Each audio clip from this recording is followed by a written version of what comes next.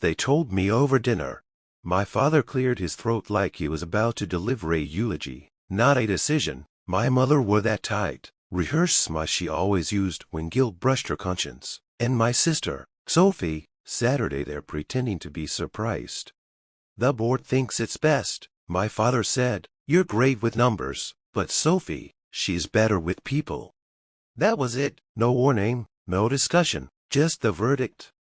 I remember the sound of my foot hitting the plate metallic. Final. I didn't argue. I didn't plead. I simply nodded, wiped my mouth, and said, I see. Then I went upstairs, packed my things, and walked out without another word.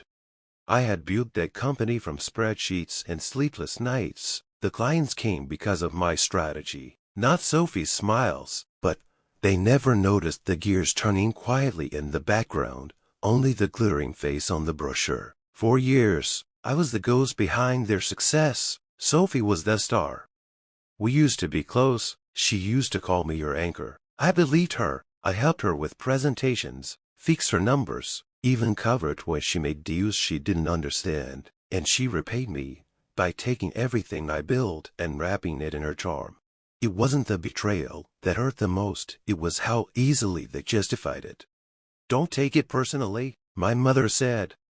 I did.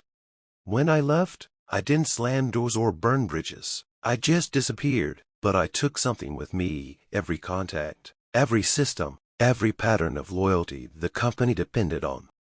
They thought Sophie was the reason clients stayed. I knew better.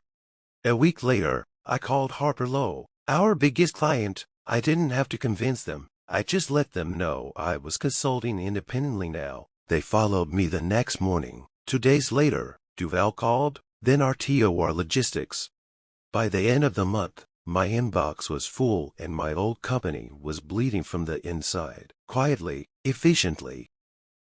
They still had Sophie's charm, but no structure, no numbers that made sense, no strategy to hold them up. 3 weeks later, Sophie called. Her voice was brittle, like glass under pressure. Hey, are you free to talk? I could hear her pride cracking beneath the surface. I'm consulting full-time now, I said. What's wrong? It's just, we've lost a few clients. They say they prefer your methods. Dad's worried. Maybe you could help? I let the silence stretch. I wanted her to feel it, that cold, hollow void she created the night she smiled over my loss. I'll think about it, I said, and hung up. But I didn't want to just take their clients. I wanted them to understand that the foundation they'd stolen was never theirs to begin with. I hired 2 of our best project leads, offered better pay, cleaner terms, freedom. Word spread fast. My firm grew within weeks. Meanwhile, there stumbled through chaos. I didn't gloat. I just worked. Every report that reached my inbox, every whispered rumor from the old office, it all fed a quiet satisfaction inside me. The empire they built on favoritism was turning to dust. A month later, my father called. His voice was heavy, stripped of authority. We need you back, son. I almost smiled. What changed? Your sister's struggling. The clients trust you. We were wrong. We need your help. There it was, the apology buried in desperation. I'll stop by tomorrow, I said. When I walked into the office, the staff looked relieved. Sophie was in the conference room, pacing, her eyes rimmed red from sleepless nights. She looked smaller somehow. Thank God, she breathed when she saw me. You can fix this.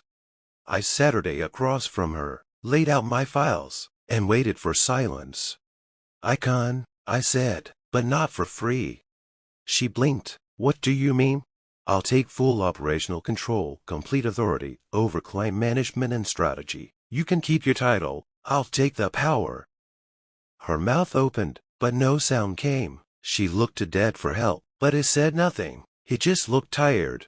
They agreed. Of course, they had no choice. I rebuilt the company from the inside, my way this time. Efficient, ruthless, precise. The board loved the results. Clients returned. Profits soared.